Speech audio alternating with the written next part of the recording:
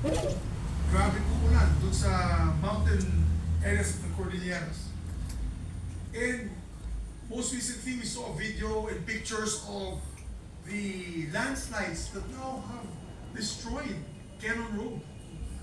A very large portion of Cannon Road is unpassable now due to high level of rainfall.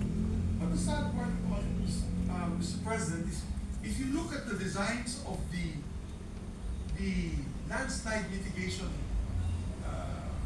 facilities that they use, which is more commonly known as rock netting rock. Sasabi kayo, rock netting rock. Kasi yan ang hilig po ng mga politiko, paglagay ng rock netting. Eh, isang maliit lang na ulan,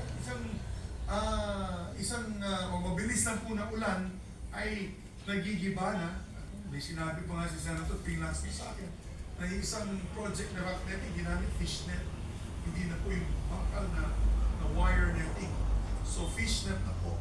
So I agree with your observation, with my observation, that due to rapid or the increased corruption or the, how do you say, kapal muka na korupsyon ng ating ibang mga kababayan, ay natatain din mga projects na sisira at ultimately ang taong bayan ang kawaw.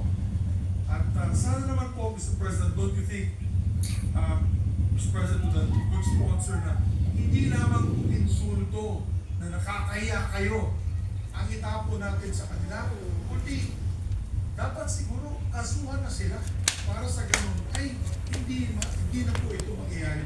Would the ladies also agree with me on that observation?